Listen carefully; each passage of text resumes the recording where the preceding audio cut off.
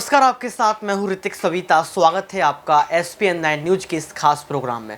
और प्रोग्राम की शुरुआत करेंगे दिल्ली सरकार से। आपको बता दें कि दिल्ली के मुख्यमंत्री अरविंद केजरीवाल लगातार देश के प्रधानमंत्री पर सवाल खड़े कर रहे हैं। लगातार कह रहे हैं कि हमारे दो अच्छे नेताओं को जेल में डाल दिया गया है, उनको परेशान करने का काम किया जा रहा है और मनीष सिसोदिया के साथ बीजेपी सरकार पक्षपात कर रही है। उनको खूंखार कैदियों के साथ रखा गया है, उनकी हत्या भी की जा सकती है।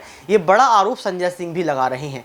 लेकिन सवाल ये उठता है कि हम बिहार चले जाएं, हम दिल्ली पहुंच जाएं, हम उत्तर प्रदेश पहुंच जाएं या फिर दिल्ली में ही कांग्रेस की राजनीति को देख लें। तमाम विपक्ष की पार्टियों पर ईडी, आईटी और सीबीआई का शिकंजा आखिर क्यों कसा जा रहा है?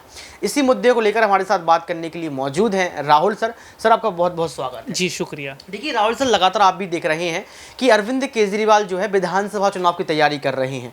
अभी महज 6 से 7 राज्यों के विधानसभा चुनाव बाकी हैं, इस साल होने हैं और उसके बाद लोकसभा चुनाव की तैयारियों में अरविंद केजरीवाल लगे हुए हैं।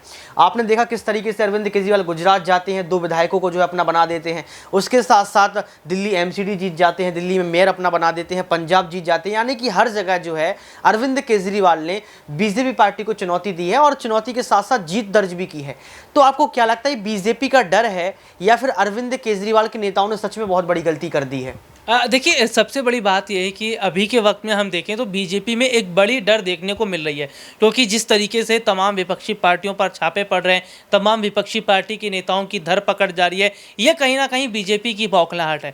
चुनाव सर पर है और विपक्ष मजबूत हो रहा है, जनता का पूरा फोकस विपक्ष की तरफ जा रहा है। और देखिए, आम आदमी पार्टी की अगर हम बात करें तो आम आदमी पार्टी एक ऐसी पार्टी है जो हर राज्य में अपनी किस्मत आजमाने का पूरा काम कर रही है। वो बात अलग है कि इनको गुजरात में फ़ायदा नहीं मिला, हिमाचल में फ़ायदा नहीं मिला, लेकिन कम से कम राष्ट्रीय पार्टी तो बन रही है। जा जाकर जनता तक मैसेज तो पहुंचाया जा रहा है। भाई, ऐसे ही मैसेज पहुंचा कर तो पंजाब में सरकार बना ली। तो देखिए, मुझे ऐसा लग रहा है कि आम आदमी पार्टी वो जिस तरीके से देखिए राष्ट्रीय पार्टी बन गई, पहले एक राज्य में थी, आम पार्टी थी, लेकिन राष्ट्रीय पार्टी बनना एक बहुत बड़ी बात है। तो ऐसे में ये कहा जा रहा है कि आम आदमी पार्टी से बीजेपी डर गई है। उन्हें ये लग रहा है कि जनता आम आदमी पार्टी पर बीजेपी डर गई। लेकिन सवाल यहाँ पर ये उठता है कि बीजेपी पार्टी कह रहे हैं कि अरविंद केजरीवाल डरे हुए हैं, आम आदमी पार्टी डरी हुई है। जब ईडी ने सवाल पूछे, सीबीआई ने सवाल पूछे तो उन सवालों का जवाब नहीं दिया। मनीष सिसोदिया ने सीबीआई को जवाब देने से मना कर दिया। तो कहीं ना कहीं सवाल तो ये भी खड़ा होता है कि केजरीवाल डरे हुए हैं।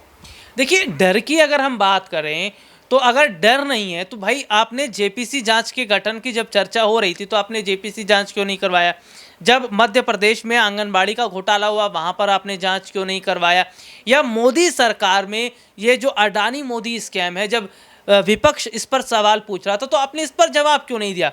लगातार हम ये देख रहे थे कि सड़क से संसद तक अडानी के मुद्दे पर जब विपक्ष सवाल पूछता है, संसद में राहुल गांधी सवाल पूछते हैं, तो प्रधानमंत्री नरेंद्र मोदी ये कहते हैं कि भाई नेहरू सरनेम लगाने में क्या दिक्कत है, या नेहरू सरनेम से आपको क्या इतनी प्रॉब्लम है, गांधी क्यों लगाते हैं? भाई यहाँ पर चर्चा देखिए, भारतीय जनता पार्टी एक ऐसी पार्टी जो जातिवाद फैलाने का काम करती है, धर्म को तोड़ने का काम करती है, धार्मिक भावना। बीजेपी पार्टी तो कहती है कि तमाम पार्टियों परिवारवाद है, वंशवाद है, जातिवाद है। बीजेपी पार्टी कहती है कि हमारी पार्टी एक ऐसी पार्टी है जिसमें सभी के लिए सम्मान है, कोई भी वर्ग का नेता, कोई भी समुदाय का व्यक्ति जुड़ सकता है। लेकिन आप तो कह रहे हैं कि वंशवाद, जातिवाद तो अन्य पार्टियां फैलाती हैं। नहीं, ये बात आपने बहुत बखूबी तरीके से बताई है कि जो भारतीय जनता पार्टी है उसमें हर वर्ग को मौका दिया जाता है और सबको मौका दिया गया है। जय शाह को मौका ही तो दिया गया।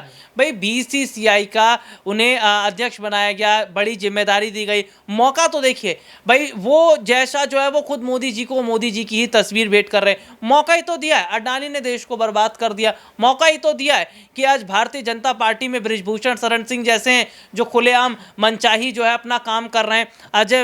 अजय मिश्रा टैनी, आशीष मिश्रा टैनी, मौका ही तो मिला है। मौका मिला है तो चौका लगाओ। तो देखिए, मुझे ऐसा लग रहा है कि ये जो मौके की बात कर रहे हैं ये खुद मौका परस्त के लोग हैं। इनसे सवाल का जवाब होता नहीं है। जब सवाल पूछा जाता है तो निर्मला सीतारमण कहती हैं कि पहले आप डिटॉल से मुंह धोकर आओ, क्योंकि मैं लाइफ बॉय से धोकर आई हुई हूँ। ये वो वाली पार्टी है जो वॉशिंग पाउडर वाली है। आपने चाहे जितने अपराध किए हों, चाहे जो काम किया हो, आप बीजेपी में चले आइए, पार्टी आपको बड़ी जिम्मेदारी दे देगी, आपको पट्टा पहना देगी। क्योंकि बृजभूषण शरण सिंह, भाई आपकी पार्टी की अगर मैं बात करूँ, आपकी ही सरकार है उत्तर प्रदेश में आपके ही मंत्री हैं उत्तर प्रदेश में, लेकिन बृजभूषण शरण सिंह के घर पर बुलडोज़र नहीं चलता है, आशीष मिश्रा के घर पर नहीं चलता है, कुलदीप सिंह सेंगर के घर पर नहीं चलता है, लेकिन बुलडोज़र वहाँ चल जाता है जहाँ पर विपक्ष है, ईडी वहाँ पहुँच जाती है जहाँ पर विपक्ष है। लगातार राहुल सर देखा जाए तो ईडी पर सवाल खड़े करना, सीबीआई पर सवाल खड़े करना, आईटी पर सवाल खड़े करना, यानी कि स्वतंत्र एजेंसियों पर सवाल खड़े करना क्या ठीक है? 2014 के पहले सवाल खड़े नहीं किए जाते थे, लेकिन आज ऐसा क्या है कि लगातार विपक्ष की तमाम पार्टियां, चाहे वो तेजस्वी यादव हो, चाहे वो नीतीश कुमार हो, चाहे तेजस्वी यादव की पत्नी जो है राजश्री हो, चाहे लालू प्रसाद यादव की बेटी रोहिणी हो, तमाम विपक्ष की पार्टियां आज ईडी, सीबीआई और आईटी के पीछे पड़ गई हैं, या फिर आईटी, सीबीआई और मोदी सरकार तमाम पार्टियों के पीछे पड़ गई। कैसे देखते हैं आप इसको? देखिए, 2014 के बाद लोकतंत्र बचा ही कहाँ। 2014 से पहले लगता था ना भाई सत्ता पक्ष है, विपक्ष विपक्ष है। 2014 के बाद आप देख लीजिए, प्रधानमंत्री नरेंद्र मोदी हर रविवार को अपने मन की बात तो करते हैं। कभी भी उन्होंने युवा की बात की, रोजगार, शिक्षा, स्वास्थ्य, अर्थव्यवस्था, जीडीपी की बात की? कभी नहीं बात की। और अगर सरकारी एजेंसियों पर सवाल ना खड़ा किया जाए तो फिर किस पर सवाल खड़ा किया जाए? भाई, सरकारी एजेंसियां क्या केवल विपक्ष के लिए बनी है? क्या भारत के संविधान में, भारत के कानून में ये सरकारी एजेंसियों का काम यही है कि आप विपक्ष की छानबीन करें? इस बात से सहमत हूं कि जो तमाम स्वतंत्र एजेंसियां, उनको सबको बराबर से देखना चाहिए और सबके घर पहुंचना चाहिए जो इस चीज़ में लिप्त होते हैं। लेकिन सवाल ये उठता है कि मनीष सिसोदिया का इस्तीफा, सत्येंद्र जैन का इस्तीफा, और कयास तो ये भी लग रहा है कि आने वाले समय में संजय सिंह और अरविंद केजरीवाल भी जेल जा सकते हैं। तो ये इस्तीफा क्यों दिया गया? अगर जेल के बाहर आते तो काम कर सकते थे, तो इस्तीफा देने के बाद बीजेपी पार्टी तो यही कह रही है कि डर है। देखिए, एक सबसे बड़ी बात है, इस्तीफा नहीं देते तो जेल में बैठ के कैसे अपने मंत्रालय को संभालते मनीष सिसोदिया, ये पहली बात है। दूसरी सबसे बड़ी बात ये है कि इस्तीफा अगर नहीं देते तो उनके अंडर में जो काम है वो कौन संभालता? इस्तीफा उन्होंने इसलिए दिया ताकि जो आम आदमी पार्टी में और नेता हैं या मंत्री हैं उनको वो जिम्मेदारी दी जा सके, ताकि जो शिक्षा का काम है, जो स्कूल या तमाम प्रोजेक्ट अधूरे रह गए हैं, वो मंत्री उनको पूरा करें। शिक्षा नहीं रुकनी चाहिए, तमाम जो चीज़ें हैं वो नहीं रुकनी चाहिए।